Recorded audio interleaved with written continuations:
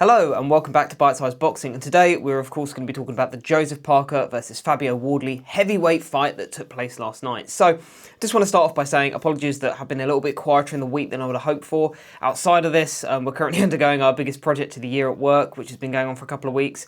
Hopefully should sort of be wrapping up next week as well, so should be a bit more available to put out a bit more, especially during the weeks. So apologies for that, but in fairness, news-wise, there wasn't really much to talk about other than this fight, so it probably would have just been more build-up. So yeah, it is what it is.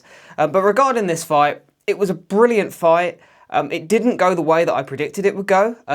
In spots and in patches, sort of based on my prediction, things did follow the pattern of play I expected, particularly in terms of the mid-rounds and the outboxing that we saw from Parker. But the actual result I did not see coming. I think there's controversy in there as well, so let's dive into it and let's talk about the fight. So the first round, Parker comes out boxing very well. He's using his jab, and towards the end of the first round, he actually stuns Wardley. I don't think Wardley was as hurt as he initially appeared when you see it on the replay, but Wardley gets caught and his legs kind of stiffen slightly and he tries to hold on, which is not a normal reaction from Wardley. Wardley is normally the kind of guy that fires back and, throws hell to leather and tries to take your head off. But, it was the first round, but it was very clear. Joseph Parker round, as I say, he just got on his boxing, and then when the opportunity presented himself, he managed to catch Wardley clean and cold. So a good opening round by Joseph Parker. Now, the second round was where it really kind of ramped up. I think with about a minute to go, Fabio Wardley catches Parker clean, but this time Parker is noticeably more hurt than Wardley was in the previous round. The legs stiffen, Parker sort of stops throwing back as much as he was, and basically Wardley is sort of working Parker around the ring, and you're thinking, wow, okay, could this be an early night for Fabio Wardley? Didn't see this coming. And, at the end of the day, Parker has a brilliant chin, as we've seen before. And Parker survived the round. Again, he wasn't, close to going down or anything like that. But when a fighter gets caught clean and the legs sort of stiffen and then they're like, right, sort of trying to ride this out a bit, that's what Joseph Parker was doing. So he clearly felt the shot. But it was the kind of first sign of things to come as this fight was starting to heat up a bit. And then in the third round, Wardley was boxing really well, actually. By this point, Joseph Parker, the jab that we'd seen in the first had gone out the window, and Wardley had kind of gone into fourth or fifth gear already, which was interesting because Wardley was landing flush on Parker, and at one point in this third round, he throws a phenomenal straight right hand, and Parker just eats it, and you're just thinking, that's a bit ominous, because you throw more or less your best shot, and this guy, he's still stood there. He hasn't gone anywhere. But coming to the end of the third, you'd have Wardley 2-1 up. But as I said earlier, Wardley was in fourth or fifth gear. Parker was in first or second. So yes, Parker was behind in the fight. Yes, Parker was clearly getting outworked. But when they sat down, and I noticed this straight away, Wardley was blowing out of his arse. Wardley looked knackered at the end of the third. Parker didn't look tired at all, even though he was carrying the extra weight. So, again, I would have spoken about this if I'd done another pre-fight on this, if I spoke about the weigh-ins. Parker was 262, which is very heavy for Parker.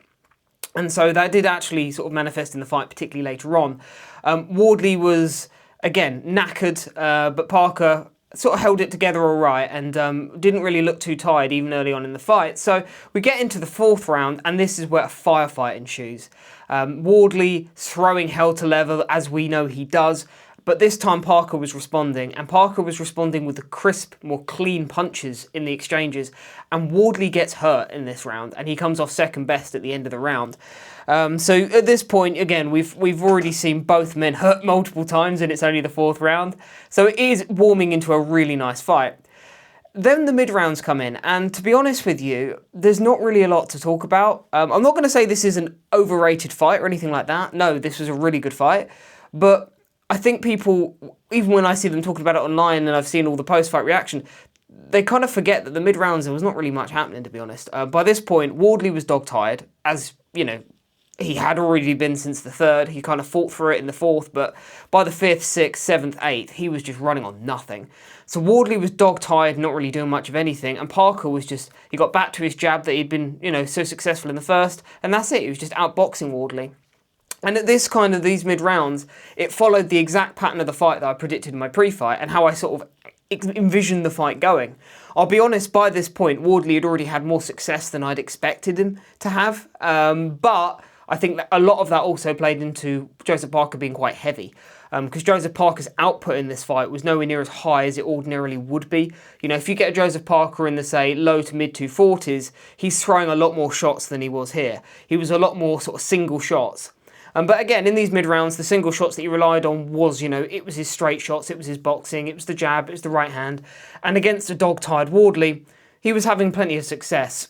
Then you get into the 9th round, and Parker at this point, you start to think he's breaking Wardley down.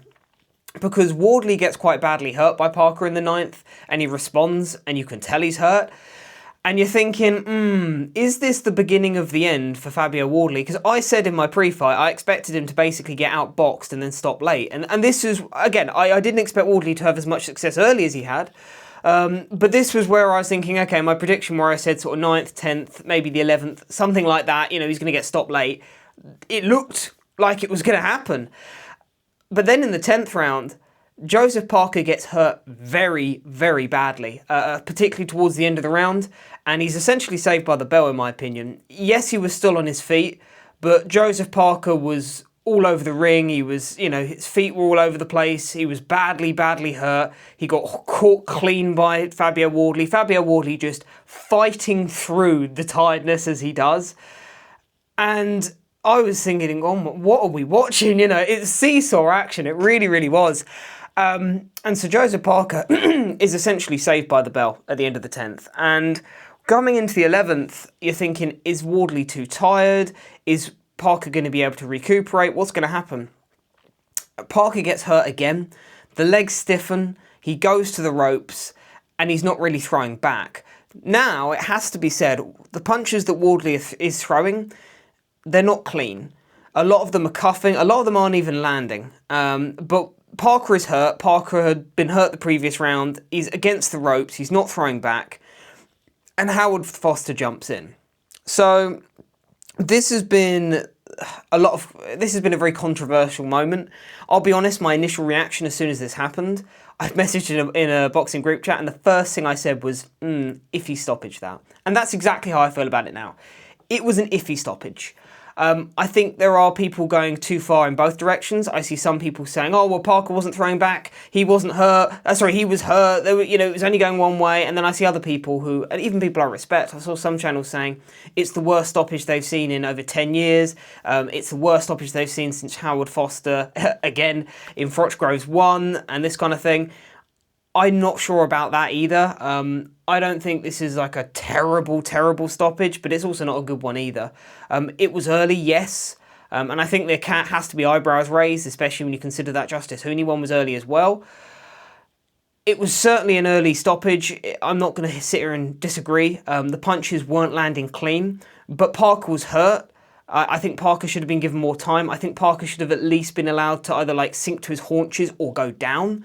But it was the kind of stoppage that if there had been another 7, 8, 9, 10 seconds, something like that, 7 to 10 seconds, and he jumped in then, I don't think anyone's really complaining. So it wasn't the worst stoppage I've ever seen, to be honest. And you also have the thought, which a lot of people have said, where, well, Wardley was dog-tired anyway. If he'd punched himself out, he could have got stopped himself, or, he might not have even been able to stop Parker unless Howard Foster jumped in, and I do hear that as well. So look, for me, it wasn't a good stoppage, but I've heard people say this was worse than Rowley versus Barroso and stuff like that, and it just wasn't. It was not that bad. It was a bad stoppage, but it wasn't like the worst stoppage we've seen in over 10 years or anything like that. It just wasn't. I think some people have gone massively overboard. And I think it's one of those things, particularly with more casual fans, you'll see it. If someone says something, it will just snowball. Do you see what I mean? Like someone says, oh, that's the worst stoppage I've ever seen in my life. Well, suddenly everyone's saying it's the worst stoppage they've ever seen in their life. It wasn't the worst stoppage we've ever seen. It wasn't even the worst stoppage we've seen in the last 2 years. So it was a bad stoppage, but it wasn't horrendous. So that being said, Fabio Wardley rolls on. He gets a shot now at Usyk. How do we see that going? I mean, I'll be honest, I give Fabio Wardley next to no chance in that fight at all. I think Fabio Wardley gets probably broken down and stopped early. I think Fabio Wardley you could see get stopped, you know, in the 4th or 5th. I'd be surprised if he gets into the second half of the fight against Usyk, to be honest. But look, Fabio Wardley rolls on. It was a very brilliant performance in terms of how gutsy he showed he could be again. From Joseph Parker, I feel for Joseph Parker because he was clearly on his way to winning the fight, at least on points. You know, if he'd held it together, and I think if he'd responded a bit better when he was hurt, you know, if he'd held on and if he'd actually tried to fire back, then I think, you know, he could have navigated those late rounds and probably won it on points. But the issue was that he was too heavy. And at 262, the hands were still fast, but there were two big problems. He was very, very ploddy. You know, Joseph Parker is a guy who actually is quite good on his feet. You look even in that Deontay Wilder fight where he was like mid-240s, low 240s, whatever he was, 243, something like that. He was quite sprightly on his feet. In this fight, absolutely not. He was just plodding about in the ring. No foot movement whatsoever from Joseph Parker. And the output as well was horrendous. It was probably as low as I've ever seen from Joseph Parker. You know, it was just single shots. He would only put his shots together really in the exchanges when Wardley was throwing with him. Other than that, it would be jab, jab, jab, straight. Yeah, whereas, you know, those fast combinations we know that Parker can do, they were very few and far between, and I think that was the weight. So, a strange game plan as well. Parker, at points in this fight, just tried to fight Wardley's fight. You know, we know Wardley is best when you exchange with him, and he goes into that kind of Super Saiyan mode and just starts throwing anything like it's a street fight, and it's like a barroom brawl. That's Wardley's wheelhouse, and it's not Parker's wheelhouse, and Parker tried to oblige Wardley in that kind of fight at many spots in this fight, and I think in many ways that was his undoing. So, where for both guys next? I mean, for Joseph Parker, I think if he's calling for the rematch based on the stoppage, I wouldn't be too upset. I think there is definitely probably going to be a lot of people calling for that. So we'll see. They might do the rematch. Beyond that, I think it's probably looking a bit long for Joseph Parker. Joseph Parker has been on the scene now for a very, very long time. No, he's not the oldest heavyweight, but in terms of miles on the clock, you know, Joseph Parker's got to be getting close to it. I think this would have been his last chance at a heavyweight title shot again. So I think for Joseph Parker, if not the rematch, I think it's looking a bit long for him. And for Fabio Wardley, I mean, I don't know how he's got this far. I mean, for context, when Fabio Wardley turned over, having had no amateur fights, Joseph Parker was a world champion. So to have achieved what he's achieved is incredible.